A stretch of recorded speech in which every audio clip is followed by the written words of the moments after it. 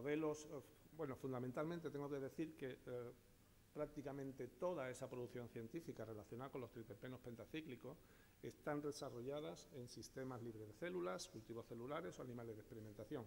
Es ridículamente escasa la investigación de estos compuestos en humanos.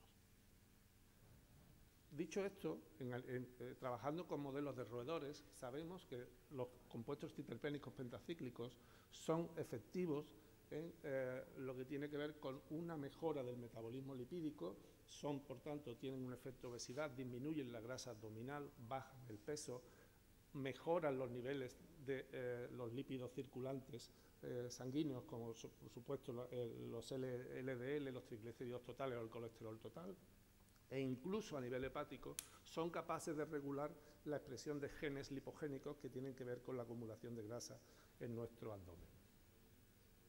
También se les reconoce una actividad antidiabética y además a múltiples niveles. Por un lado, sabemos que son capaces de ralentizar la digestión de los carbohidratos complejos, el almidón, por ejemplo, del arroz o las patatas, porque estos compuestos son potentes inhibidores de la actividad alfa-glucosidasa intestinal. Por tanto, de alguna forma evitan la fragmentación de estos almidones en moléculas de glucosa que después pasarían al torrente circulatorio.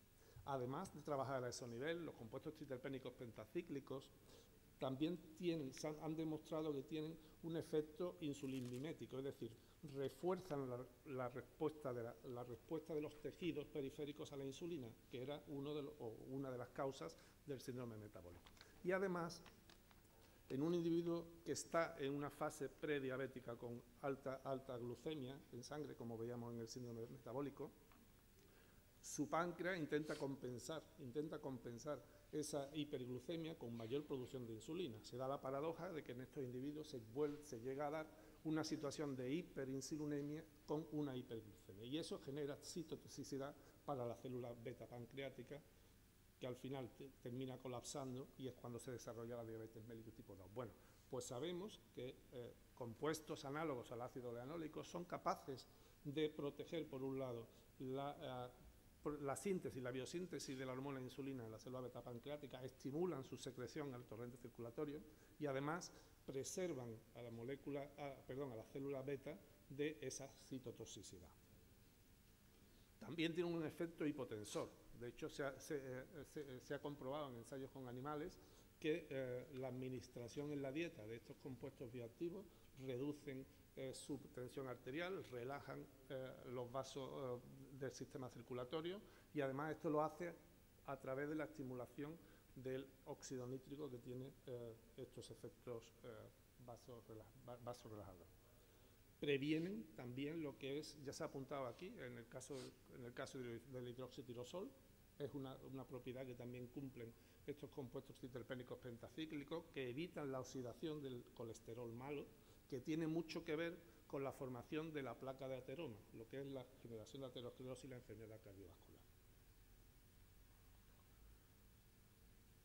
No sé si fue la tercera o cuarta jornada, creo recordar que estuvo aquí la profesora María Emilia Juan y estuvo hablando de la aplicación del aceite de orujo frente a una línea de cáncer, que creo recordar que era el cáncer de colon, si no recuerdo mal. Bueno, pues lo que sabemos en distintas investigaciones con líneas celulares de cáncer hepático, cáncer de piel, cáncer de colon, cáncer de pulmón, cáncer de mama, algún tipo de leucemia, cáncer de páncreas o el cáncer de próstata, sabemos que la aplicación o la administración de ácido leanólico o sus análogos tienen efectos positivos, porque de alguna forma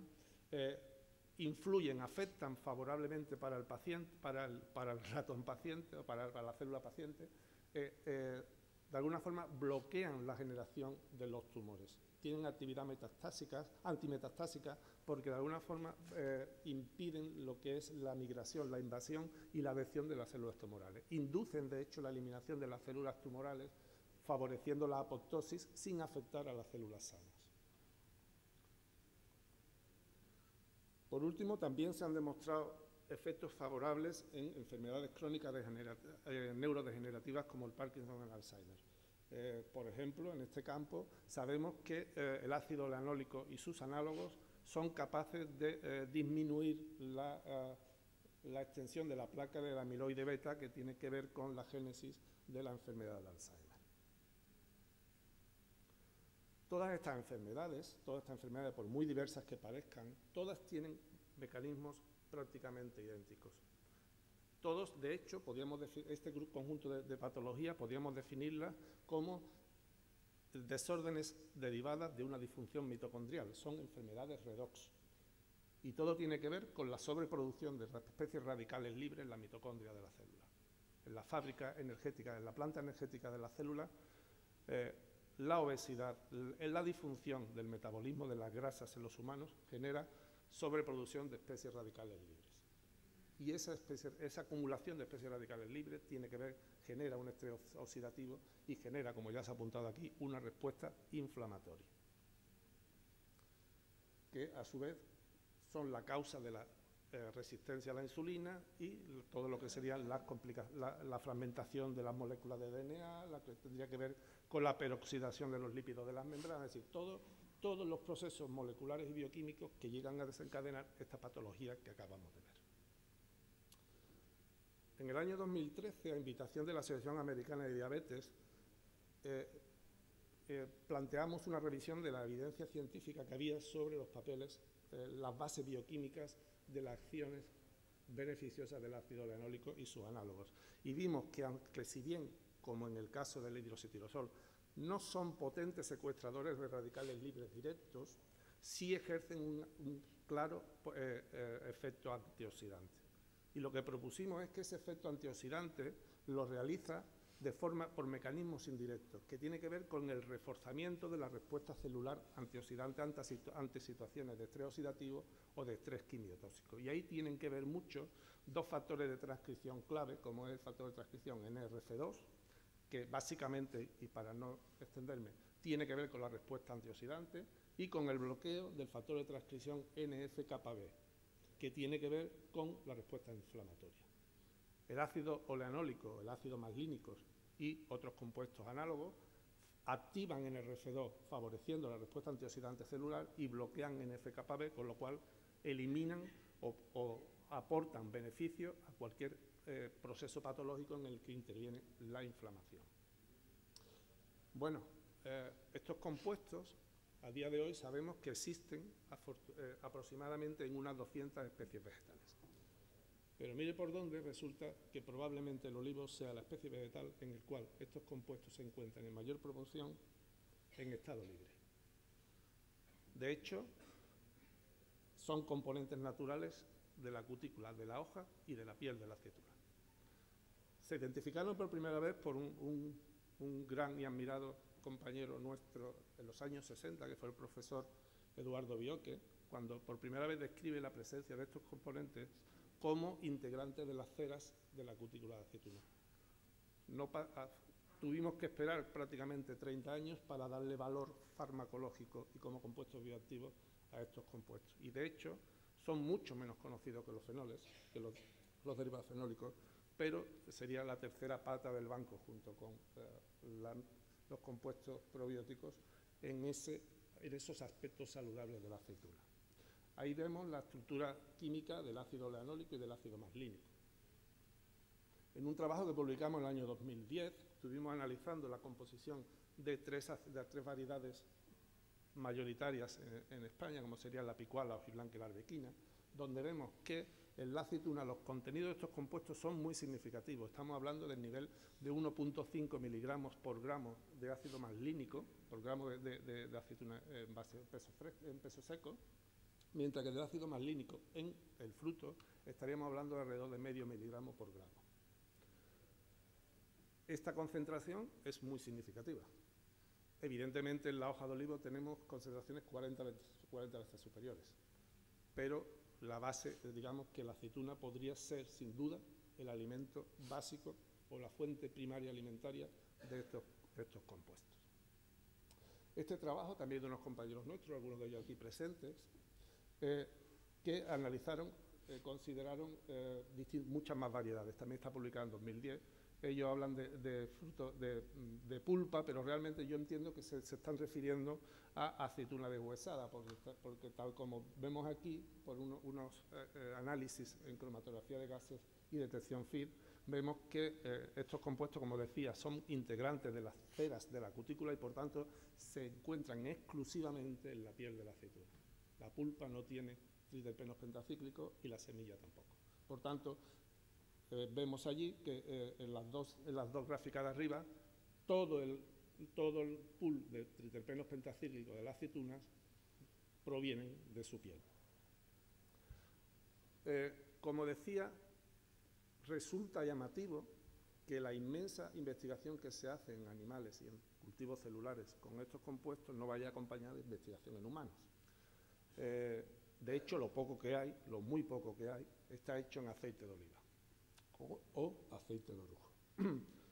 A pesar de que las concentraciones de estos compuestos que podemos encontrar en el aceite de oliva como consecuencia del molturado de la aceituna son del orden de 30 a 40 veces inferiores al que se encuentran en el fruto. Es decir, estaríamos hablando entre 30 a 50 ppm, 30 a 50 miligramos por kilo. En el año 2008 fui el promotor de un ensayo clínico en humanos absolutamente pionero que se registró a nivel internacional, en el cual se evaluaba el efecto de un aceite de oliva enriquecido en este ácido oleanólico para la prevención de la diabetes. Ahí en eso conseguimos la implicación del Servicio Andaluz de Salud y en los 32 centros de salud de la ciudad de Sevilla se reclutaron 200 individuos y se han seguido hasta 5 años. El trabajo de campo ha terminado hace 3 semanas y me imagino que en los próximos meses podremos publicar los resultados. Pero a lo que voy, si en el aceite de oliva tal cual tenemos tan bajas concentraciones, lo lógico es poner en valor a la aceituna como la fuente primaria de estos triterpenos. Por tanto en cuanto avancemos en los datos favorables sobre la actividad farmacológica positiva de estos compuestos, estaremos poniendo en valor también la aceituna de mesa. Como había dicho la doctora Mateos, nosotros sí hemos visto la biodisponibilidad de estos compuestos disueltos en aceite de oliva. Y además, muy favorable, nos hemos congratulado de que, a diferencia de cuando el compuesto se administra en forma de cápsula, que sí se comercializa, por ejemplo, en Japón y en la República Popular China para combatir la hepatitis, si ese compuesto, como digo, se administra al humano, en vez de una cápsula, se administra disuelto en un aceite de oliva, la biodisponibilidad pasa de 20 nanogramos por kilo a 600 nanogramos por kilo. Es decir, disuelto en aceite de oliva, la biodisponibilidad de estos compuestos se multiplica por 60. Pero el estudio de la biodisponibilidad de estos compuestos en la aceituna, una vez que ingerimos la aceituna, está pendiente por hacer. ¿De acuerdo? Por tanto, estos serían retos científicos que tendríamos que abordar para poner en valor la aceituna de mesa.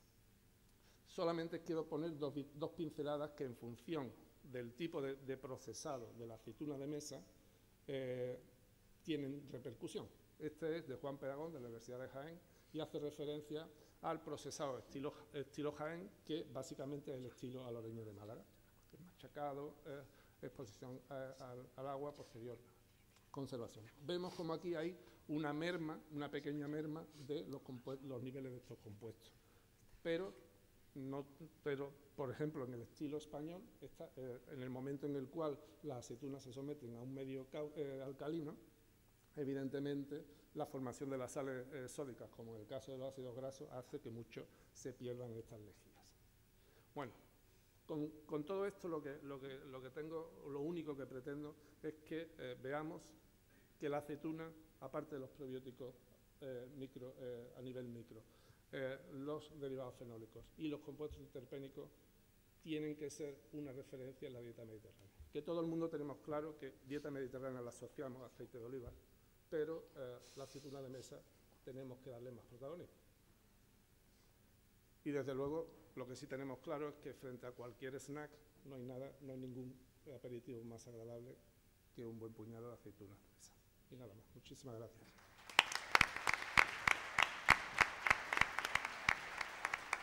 Muchas gracias, doctor Castellano.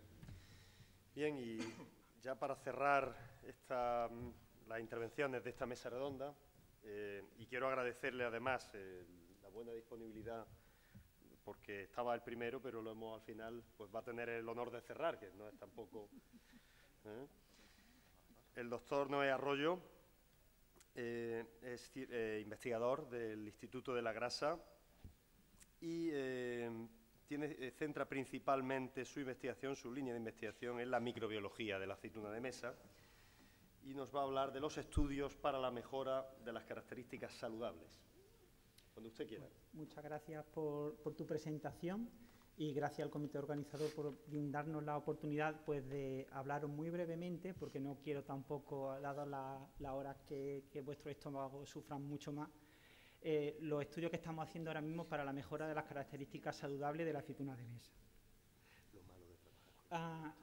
Ya la compañera de mesa, pues, acuñaba esa famosa frase de Hipócrates en el siglo V a.C., que la comida sea tu alimento y el alimento tu medicina. Es decir, ya los grecios relacionaban la enorme importancia de la alimentación y de la salud, frases que después han ido perdurando a lo largo de los tiempos, también como somos lo que comemos, una frase acuñada por un importante filósofo alemán. Eso nos lleva al concepto de los alimentos funcionales, que son alimentos que poseen un efecto beneficioso sobre una o más funciones específicas del organismo, pero más allá de lo que nutricionalmente nos aportan, o que también reducen el riesgo de padecer enfermedades.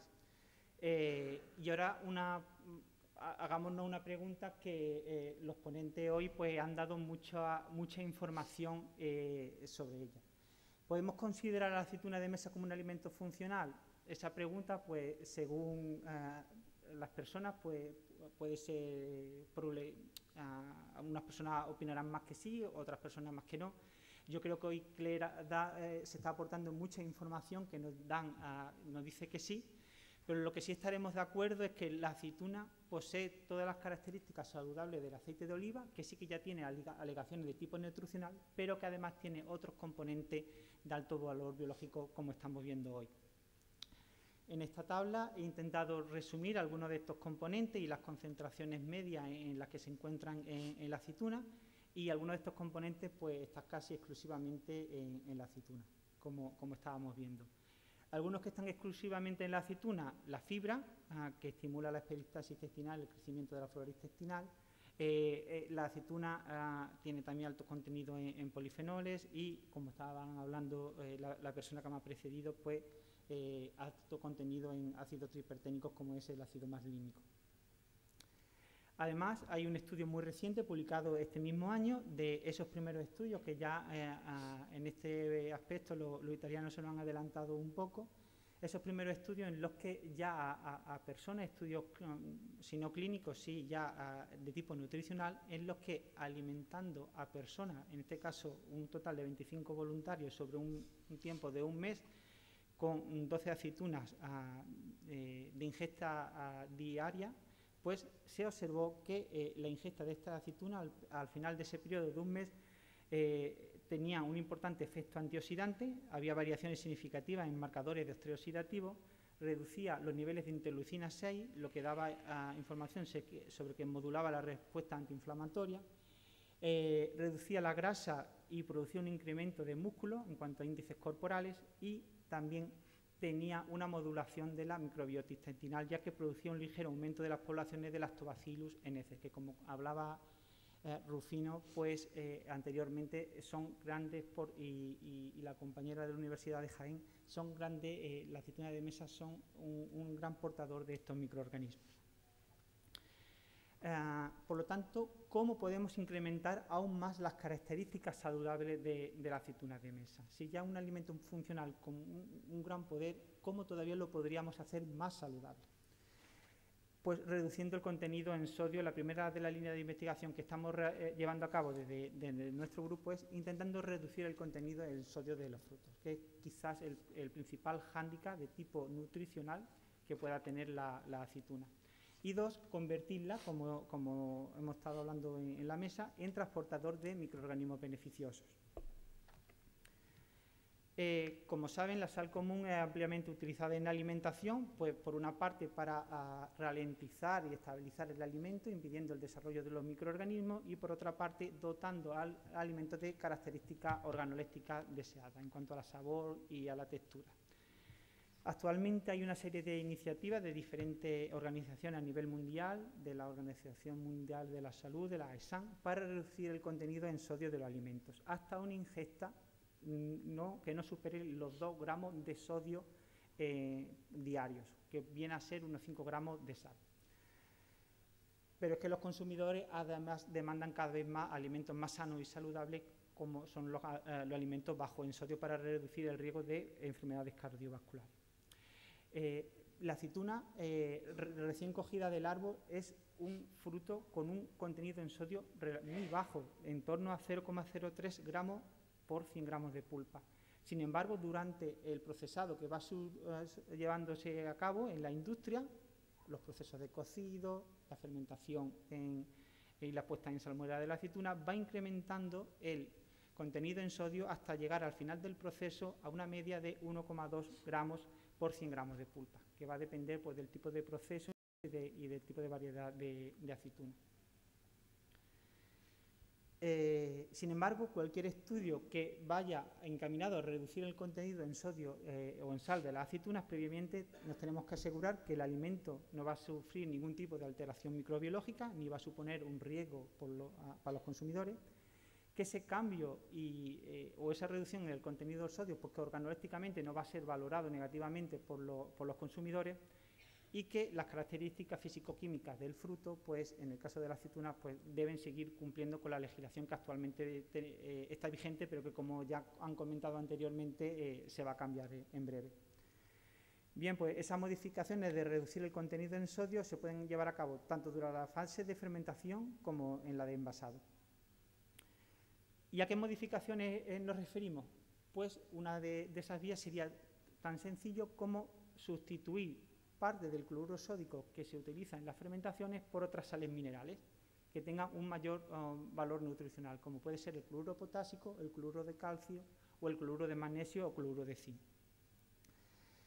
Los estudios que nosotros en este aspecto nosotros hemos llevado a cabo ha sido una sustitución parcial, no una sustitución total.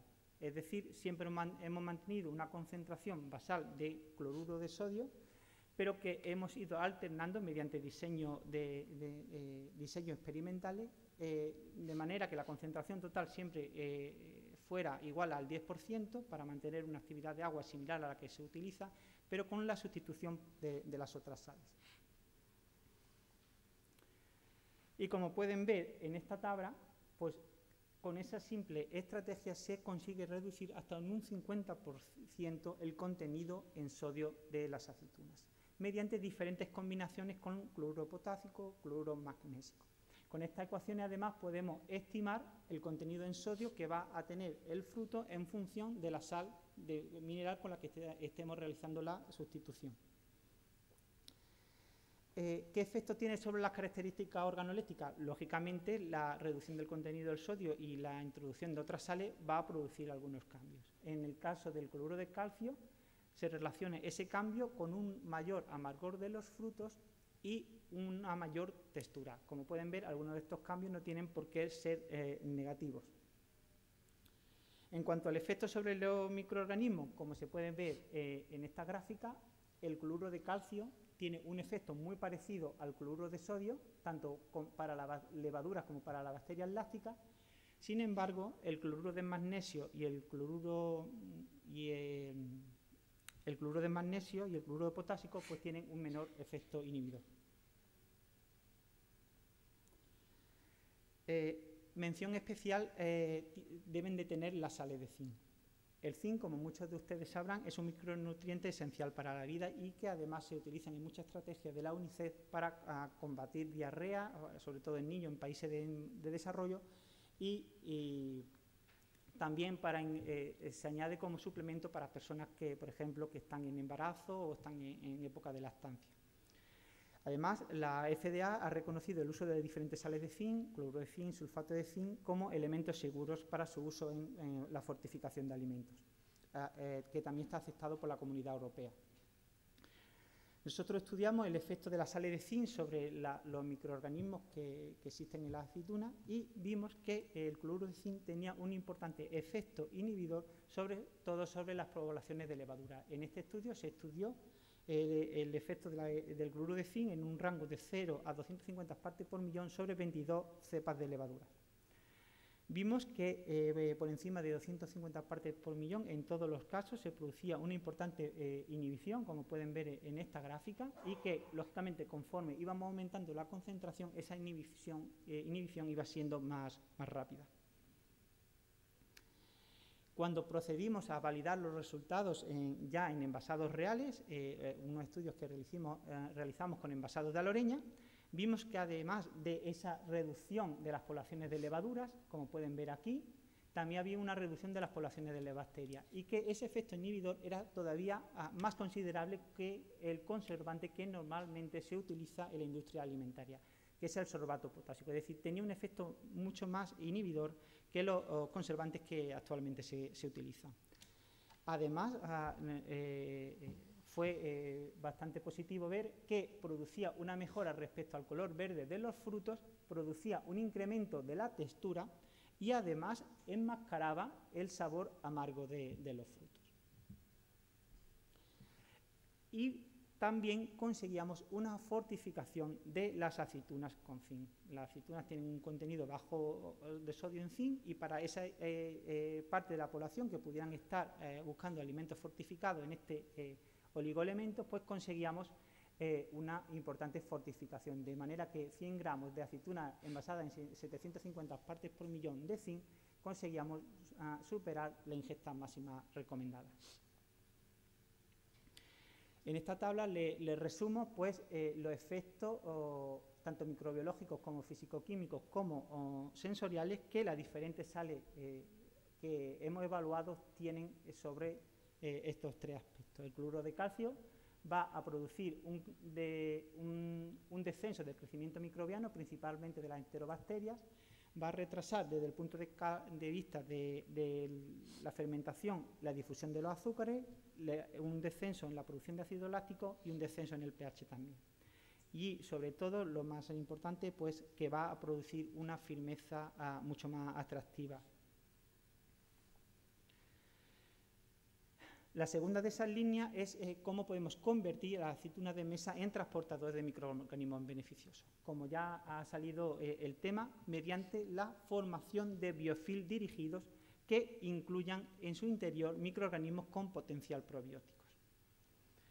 Esa estrategia la podemos hacer mediante dos vías. Una, que es microorganismos con reconocido potencial probiótico que vengan de otro ambiente, introducirlo en el ambiente de las fermentaciones de la aceituna de mesa y ver cómo se desarrollan, o la otra línea, tal como hacían los compañeros anteriormente, es demostrar que los microorganismos que están en la aceituna de mesa pues tienen esas características saludables.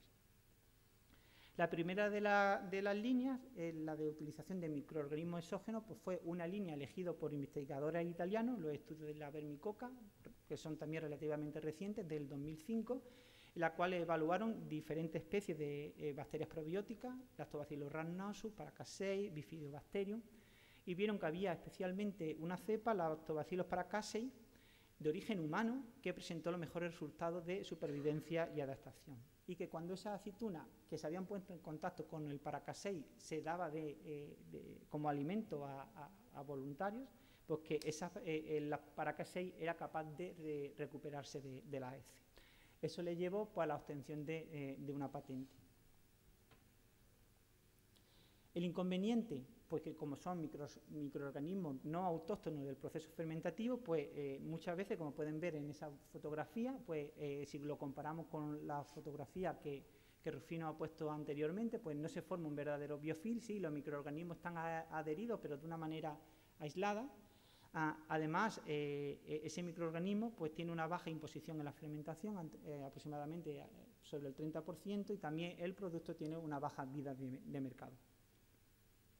Por lo tanto, desde el grupo nos decantamos en la búsqueda de microorganismos nativos del proceso fermentativo. ¿Por qué? porque si demostramos que tienen unas características probióticas, que es lo que buscamos, como pueden ser la reducción de los niveles de colesterol, la adhesión a la aceituna y formación de biofil, exclusión de patógenos, como ya han comentado anteriormente, sería muy importante. Pero si además demostramos que esos microorganismos tienen unas características tecnológicas, pues podemos tener un cultivo multifuncional, es decir, un cultivo que añadamos la fermentación, sea capaz de llevar a cabo la fermentación, produzca un producto homogéneo, de calidad, sin desviaciones del proceso fermentativo y que además tenga esas características probióticas o saludables.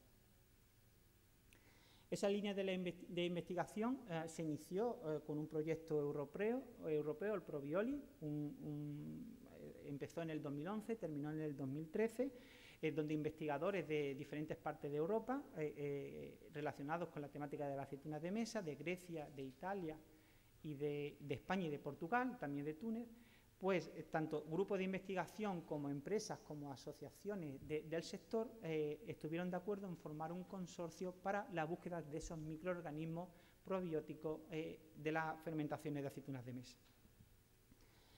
Muy brevemente, el esquema que se siguió en ese proceso, pues lógicamente lo primero era ir a la industria, a muestrearla, obtener microorganismos de las fermentaciones de manera natural, estudiar su potencial probiótico in vitro, la selección de las mejores cepas, las fermentaciones primero a pequeña escala para ver que eran buenos candidatos como cultivos iniciadores, después unas fermentaciones a escala industrial para ver que eran capaces de llevar a cabo el proceso y después envasar esas aceitunas, estudiar la vida de mercado del microorganismo en los envases y, muy importante, también realizar estudios de aceptación por consumidores, es decir, esas aceitunas fermentadas con esos microorganismos eran aceptadas o rechazadas por los consumidores.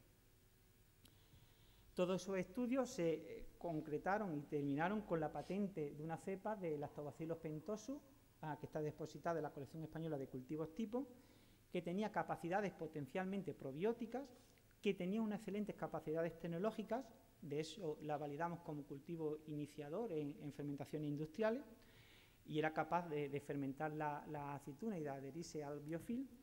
Determinamos el aporte en bacterias probióticas que esas aceitunas tenían y cuando estudiamos los envasados, pues veíamos que esos envasados no necesitaban una cadena de frío, es decir, el microorganismo prefería una temperatura ambiente y era capaz a altas concentraciones y altos niveles poblacionales de sobrevivir sobre la superficie de la aceituna durante más de 8 meses, lo cual representa una gran ventaja frente a otros alimentos portadores de microorganismos probióticos que sí necesitan de una cadena de frío. Sin embargo, son muchos los interrogantes que aparecían tras este primer proyecto. ¿Cuál es la diversidad microbiana que hay en los biofil y cómo evolucionaba? ¿Qué papel jugaban las levaduras? Que en prácticamente todos los estudios las levaduras no se les está prestando mucha atención. ¿Qué procesos, etapas y genes intervenían en la formación de los biofil? Otro punto muy importante, nos estamos centrando en los microorganismos, pero ¿qué pasa con esos polisacáridos? ¿Qué producen para formar los biofil? Muchos de esos polisacáridos también tienen características prebióticas. ¿Cómo influyen las condiciones técnicas sobre la viabilidad y la cohesión del biofil? Y también muy importante, ¿tienen esos microorganismos probióticos efecto probiótico in vivo, además de in vitro, como han demostrado? Algunas de esas preguntas estamos intentando resolver con un nuevo proyecto financiado por el Ministerio, un proyecto estatal en el cual colaboran diferentes empresas del sector que nos están dando su apoyo de muchas maneras. Ese proyecto es el proyecto Olifin y es totalmente innovador respecto al siguiente porque nos estamos exclusivamente ya centrando, como decía Rufino, no en las salmueras. Las salmueras no las ingerimos, no ingerimos la aceituna, pues vamos a buscar esos microorganismos probióticos ya directamente a la superficie de la aceituna. Muchos de los estudios que se habían realizado anteriormente se hacían sobre la salmuera. No solamente nos estamos centrando en el estudio de las características multifuncionales de las bacterias, ya estamos prestando mucha atención también a las levaduras, porque en esos biofil son consorcios tanto de levaduras como de bacterias lácticas. Pues vamos a buscar también que esas levaduras que están presentes ahí tengan esas propiedades probióticas. Pretendemos ya hacer estudios clínicos, es decir, dar el salto de los estudios in vitro a los estudios en clínico, fermentar la aceituna que sea portadora y después dársela a voluntarios, que seremos nosotros muy probablemente, para ver cómo esas aceitunas modulan la flora intestinal y si tienen otros efectos sobre la salud del consumidor. Y estamos realizando aplicación de técnicas de metagenoma para la secuenciación de las bacterias, para el estudio de la biodiversidad que hay en los biofilms, etc. Y de los genes y de los procesos que conducen a la formación de estos biofilms. El dato, que ya han ido diciendo los compañeros, que los estudios más conservadores que tenemos es que un solo gramo de aceituna es portador de más de 10 millones de bacterias o levaduras.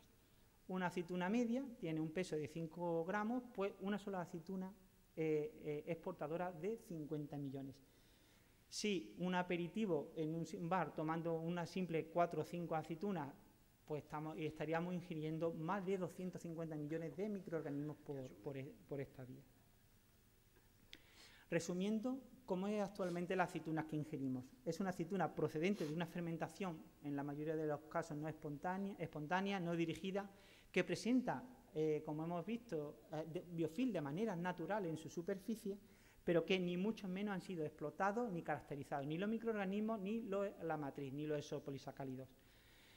El perfil organoléptico, por lo tanto, es espontáneo y los niveles de sodio actualmente pues, se podrían disminuir. ¿Y qué es lo que pretendemos conseguir? Avanzar en la producción de una aceituna más funcional, con un menor contenido en sodio, portadora de esos microorganismos beneficiosos y también de una matriz que lo acompañe, que sea y tenga unos factores prebióticos. Es decir, un alimento saludable, como hemos visto per se, portador además de microorganismos saludables. Rufino ya ha presentado pues, un poco a nuestro grupo de investigación. Los estudios pues, siempre van acompañados de mucha gente en el laboratorio que está haciendo las tesis, que son verdaderamente el alma de las actividades que se realizan. Y me gustaría terminar ya con una frase de las muchas que ha dicho Albert Einstein y que nos dice que el valor del producto se halla en cómo se produce. Muchas gracias.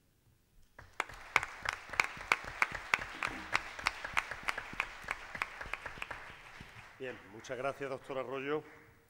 Y ahora, a continuación, si les parece, podemos abrir un turno de preguntas.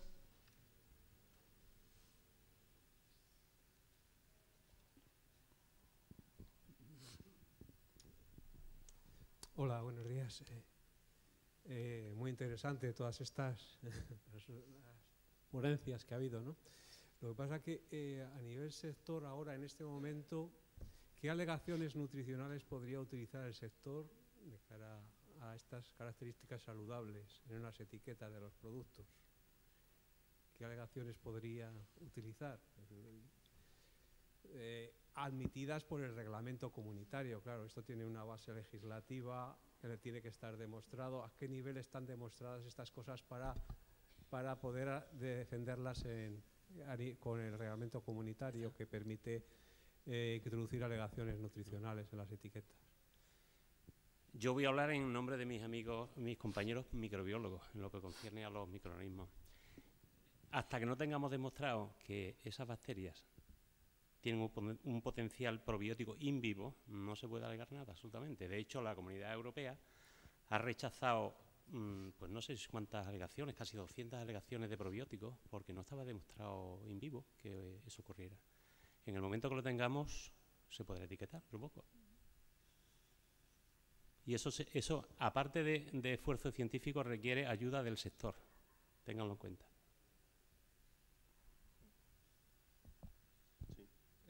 Actualmente solo está certificada la alegación que hace referencia al hidroxitirosol y en el aceite de oliva. Evidentemente, el hidroxitirosol está en la aceituna y, por tanto, el efecto biológico va a ser el mismo. Como bien ha apuntado Rufino, las alegaciones de salud que sean reconocidas tienen que tener detrás una actividad, una investigación in vivo y en humanos consistente. Y en el caso, por ejemplo, de los triterpenos, que es el que yo he hablado, ya de forma indirecta he dicho que el estudio prediabole, por ejemplo, es pionero a nivel mundial, pero eso lo que está indicando es la ausencia de otras investigaciones. El hecho de que no se está dedicando los suficientes recursos a investigar el efecto de estos compuestos en humanos. Por ejemplo, sí se han investigado dietas ricas en antioxidantes puros y duros, y lo que se ha visto, y eso está detrás, en parte, por qué no han sido aceptadas como alegaciones de salud, se ven que la aplicación de antioxidantes del tipo del ácido ascórbico o el ácido lipoico consiguen variaciones en algunos parámetros bioquímicos, pero eso no redunda después en beneficios para la salud humana. La diferencia que hay entre los compuestos bioactivos que estamos defendiendo en la aceituna, los derivados fenólicos, los probióticos o los triterpenos, es que no son meros antioxidantes. Lo que vemos es que tienen una actividad que podríamos llamar nutrigenómica, es decir, son capaces de modificar la expresión de nuestros genes en favor de un efecto saludable para la salud. Pero insisto, llegar a conseguir que la Agencia Europea de Seguridad Alimentaria o la FDA o cualquier tipo de organización gubernamental certifique una alegación de salud implica investigación en humanos muy consistente, y eso hoy por hoy no se está haciendo.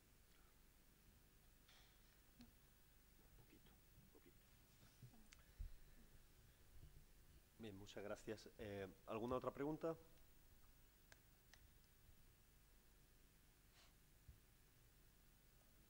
¿No? Hay ya hambre, ¿verdad? Ahora. Muy bien. Bueno, pues a mí solo me queda entonces agradecer a los miembros de la mesa haber vertido su conocimiento sobre este tema. Creo que, y la pregunta sí lo demuestra, la pregunta que ha habido es un tema muy interesante y de futuro. Es probable que lo mismo que ahora se habla de otras alegaciones nutricionales, dentro de pocos años pues estemos hablando, pero me parece muy interesante, como ha dicho Rufino, que el sector debe de apoyar también mucho este tipo de investigaciones, porque luego redundan en él, ¿verdad? Así que nada más, muchas gracias por su atención y damos por concluida la mesa. Muy bien, perfecto.